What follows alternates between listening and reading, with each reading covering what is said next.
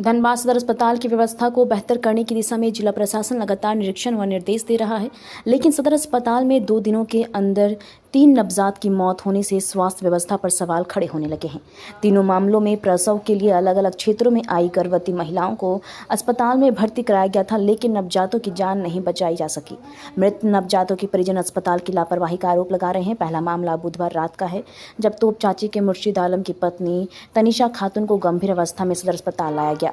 परिजनों का कहना है कि प्रसव के बाद नवजात को एनआईसीयू में रखने की जरूरत थी, लेकिन अस्पताल में आवश्यक सुविधा नहीं मिलने के कारण नवजात को मेडिकल कॉलेज रेफर किया जाने लगा। इसी दौरान नवजात ने दम तोड़ दिया।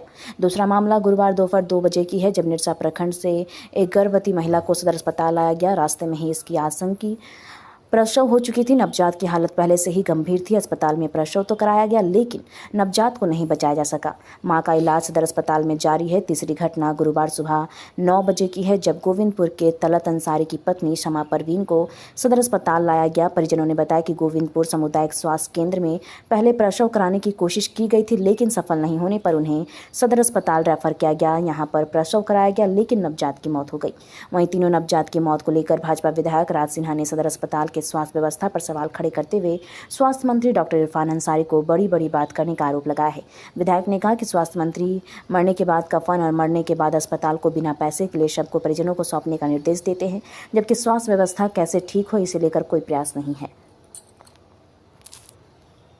व्यवस्था तो चिंताजनक है और इसलिए हम लोग तो बार बार जो कहते हैं या पूरा विपक्ष इस बात को उठाता है कि सरकार व्यवस्थात्मक कार्रवाई नहीं कर रही है, कैसे व्यवस्था को सुधारें, इसके तरफ चिंता नहीं सरकार की। केवल लंबा भाषण स्वास्थ्य मंत्री का होता है। मृत्यु के बाद कफन मिलेगा मुफ्त में या डेड बॉडी को आप छुड़ा लीजिए, ये सब की चिंता जरूर है, लेकिन कैसे व्यवस्था करें आप बताइए। इससे बड़ा दुर्भाग्यपूर्ण और क्या हो गया कि 3 बच्चे जो हैं वो अस्पताल में व्यवस्था के नहीं रहने के चलते उनकी मृत्यु हो जाती है। तो चिंताजनक स्थिति है, दुर्भाग्यपूर्ण है, शर्म आनी चाहिए सरकार को।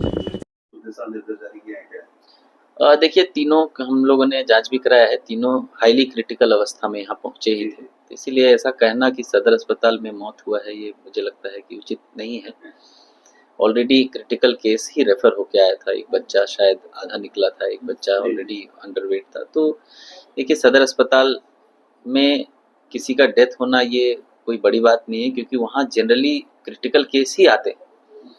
ट्रीटमेंट सही हो रहा है कि नहीं, उस पर हम लोगों की पैनी नज़र है और राज्य सरकार की, माननीय मुख्यमंत्री जी की, स्वास्थ्य मंत्री जी की सोच है कि हम लोग जो है उस पर कोई कॉम्प्रोमाइज़ नहीं करेंगे। लेकिन जो क्रिटिकल केसेस है उस पर कई बार डॉक्टर्स का भी कहना है कि हम लोग के हाथ में नहीं था, वो काफ़ी लास्ट स्टेज में ही हमारे पास आया था। तो हम लोग कोशिश कर रहे हैं कि उसमें आगे से ऐसा कुछ ना हो। और जो देखिए, उसमें मोस्टली ट्रीटमेंट से ज़्यादा इम्पोर्टेंट है टाइमली पेशेंट का पहुँचना। वो तंत्र हम लोग मजबूत करने की कोशिश करेंगे कि रेफर होने की जो चांसेस हैं सीएचसी से, पीएचसी से और अस्पताल सदर में आने का, वो टाइम घटे और सही समय पे हम लोग जो है इंटरवेंशन कर पाएं, उस पर हम लोग फोकस जरूर करें। हाँ, वो एक जांच का विषय है, वो जांच से आ जाएगा कि क्या है। जैसे अभी लेकिन डॉक्टर साहब ने बताया कि वो एक नॉर्मल था, पहले से ही डेथ था, वो डिलीवरी के पहले ही 3 में से 2 बच्चे का डेथ हो चुका था और एक की डिलीवरी रास्ते में आधी हो गई थी, उसके कारण है। तो ये कारण तो टेक्निकल है, वो टेक्निकल ही लोग बता सकते हैं। जो भी आप प्रश्न कर रहे हैं ना, ये तो जांच का विषय है। जैसा जांच रिपोर्ट आएगा उसके हिसाब से जो संबंधित कहा गया है कि आपको सदर में ही आना है पहले। तो बहुत ऐसे गंभीर हैं, जैसे निशा की महिला थी, वो हाफ डिलीवरी हो चुका है, वो पीएमसी के रास्ते ही सदर अस्पताल पहुंची हो, तो क्या उनको सदर की जगह अगर पीएमसी हो जाती तो केस नहीं आता? नहीं, ऐसा देखिए, जब भी कोई इमरजेंसी का केस होता है, उसको जो सबसे नज़दीक का हॉस्पिटल है जहां उसे सुविधा मिलती है, वहां उसको ले जाना होता है और ले जाते भी हैं। इनका एक पॉजिटिव चीज़ ये है कि जो इंस्टीट्यूशनल डिलीवरी है सामान्यतया, वो जो ब्लॉक में हो सकता है वो जिला नहीं आए, जो जिला में हो सकता है वो पीएमसीएच ना जाए। तो जैसे जैसे अपर जगह है, अदरवाइज वहाँ भीड़ भी तो अधिक होगी। आप सोचिए, ब्लॉक के अगर सारे पेशेंट जिला ही आने लगे तो अननेसेसरी लोड बढ़ेगा। तो ये तो स्क्रीनिंग है कि किस पेशेंट को ब्लॉक तक ले जाना है, किस पेशेंट को जिला लाना है, और किस, ये तो उसके सीवियरिटी पर भी डिपेंड करता है, उसकी सुविधाओं पर भी निर्भर करता है। और सैया के सोच पर भी निर्भर करता है कि वो सैया कहाँ ले जाती है। हाँ, वो बिल्कुल देखना ये है कि जो सैया है वो ये देख ले कि उसको हमको कितने कम समय में कब किसको पहुंचाना है। तो ये सारे इसमें कई सारे फैक्टर होते हैं। Rahul memorial Delhi international school के बारे में और लोग बात क्यों नहीं कर रहे हैं?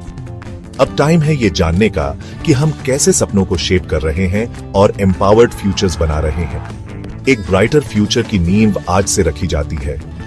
Rahul memorial Delhi international school में हम सिर्फ एजुकेशन नहीं देते, हम सपनों को शेप करते हैं। इमेजिन करो हमारे स्मार्ट क्लासरूम्स में कदम रखना, जहां टेक्नोलॉजी मिलती है क्यूरियोसिटी से और हर लेसन एक एडवेंचर होता है। खुद को देखो हमारी मॉडर्न लाइब्रेरी में, जो ज्ञान का खजाना है जिसे डिस्कवर किया जाना बाकी है। हमारे प्लेग्राउंड सिर्फ खेलने के लिए नहीं है, वो ऐसे एरिनास हैं जहां टीम वर्क और रेजिलियंस बनते हैं। और हमारी क्रिएटिव एक्टिविटीज वो ऐसी जगहें हैं जहां इमेजिनेशन खुलकर दौड़ती है और हर स्टूडेंट को अपनी यूनिक स्पार्क मिलती है। हम मानते हैं कि हर बच्चा स्पेशल होता है। यहाँ आपको ग्रो करने, शाइन करने और ऊंची उड़ान भरने का प्लेटफॉर्म मिलता है।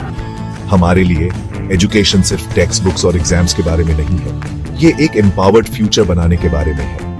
हम होलिस्टिक डेवलपमेंट पर फोकस करते हैं ताकि आप कॉन्फिडेंस और स्किल के साथ दुनिया का सामना करने के लिए तैयार हो। हमें ज्वाइन करें Rahul memorial Delhi international school में, जहां लर्निंग सिर्फ मार्क्स के बारे में नहीं बल्कि एक ब्राइटर एम्पावर्ड फ्यूचर की ओर एक मीनिंगफुल जर्नी है। क्योंकि यहाँ आपके सपनों की फाउंडेशन आज से शुरू होती है।